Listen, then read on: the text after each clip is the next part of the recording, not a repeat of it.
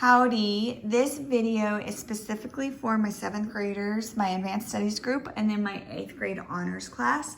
So unfortunately, we are just running out of time with the pace that we are supposed to be going with remote learning. I'm not gonna get as far as I want to this year. And if you've noticed, I haven't really even gotten to really go deep into any of our lessons because I'm just trying to make sure even the basics of it is understood. But for this in particular, I know you're going to need this next year. So I want to talk about it and I want to go in a little bit more depth than I'm able to go in my other classes. Okay, so this is still not really going to be enough, but you know, it's one step further. So if you are given a problem that looks like this, where you're asked to find the angle, so it says find the value of the variable. So the variable in all of them is x, and the angle that's missing. Well, I just taught you in the previous video about the pattern. So you could at least tell me what each angle is worth, but I didn't give you any angle measurements. So you're gonna have to figure out how am I gonna know that? And for problems like this, knowing the little pattern that I taught you, if you liked that, it's actually not gonna help, okay? Because the pattern only works if you're given one angle's measurement, okay? So here, I have to know what to do with these two algebraic expressions in order to actually solve for an angle, okay? So I'm looking at, sorry, I hit my phone. I'm looking at these two angles and I know that they're same side interior. And I know that same side interior angles are not congruent. Anytime they're not congruent, they're gonna add up to 180, okay? So what I can do is I can set these two to add up to 180, okay? So this came from here, and this came from here, and I'm adding them together. And I know together they're gonna equal 180, okay? So from here, I'm just trying to find out what the variable is, because once I know the variable, I can find the missing angle's measurement, okay? So I'm gonna add like terms. Here I see an 11x and I see a plus 9x. Together those make 20x. And I see a plus 7 and a plus 13, which makes plus 20. Okay, I need to get the variable by itself. So everything has to go except the variable. So the 20, the coefficient of 20, and then the constant of 20 have to go. Get rid of constants first. So if it's a plus 20, I get rid of it by subtracting 20. 180 minus 20 is 160. Those cancel. And I'm left with 20x. Okay. So now I need to get rid of this 20. I see they're being multiplied because they're right next to each other. To get rid of it, we do the opposite.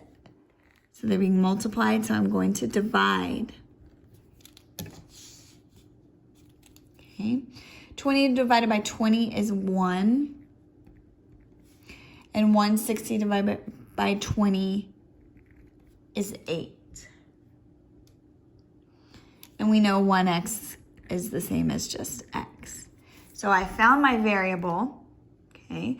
And a really common mistake is people will say, okay, well, the angle is x. Excuse me, the angle is 8. No, it's not. The variable is 8. The x is 8. So to find the missing equations, or the missing angles, excuse me, I need to plug in this variable in place of x, okay?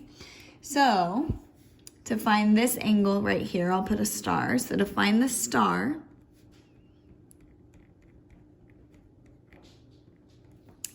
the equation is 11x plus 7. So instead of that x, I'm going to plug in the 8. 11 times 8 is 88.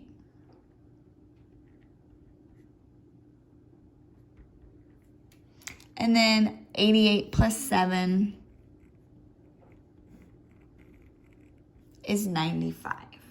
So the angle with the star is 95 degrees. Okay, and there are actually two ways you could find the other angle.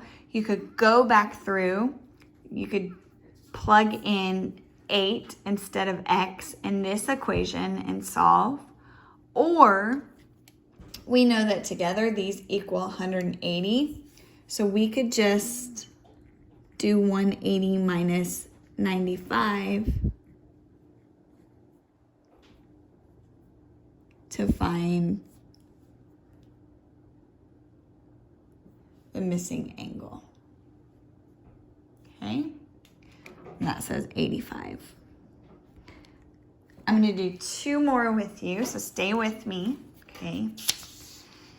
So on number 2, I see that I was given one angle. So if I wanted to, I could fill out my pattern.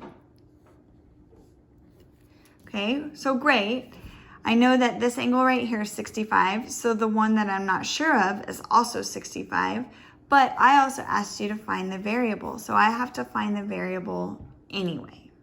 Okay, so I know that these two angles right here, so this one and this one, I know that those are equal to each other.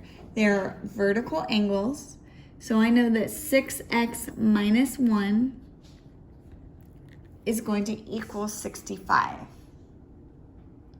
Okay, so if I have a minus 1, I need to get the variable, the x by itself. If I have a minus 1, to get rid of it, I do the opposite.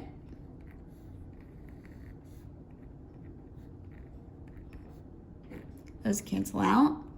And 65 plus 1 is 66. Okay, I need to get rid of that 6. They're being multiplied, so to get rid of it, I divide. And if I do it to one side, I have to do it to the other. 6 divided by 6 is 1, so I have 1x. And 66 divided by 6 is 11. And 1x is the same as just x. Okay? And I don't have to find the missing angle because I already decided that it was 65 because they were congruent.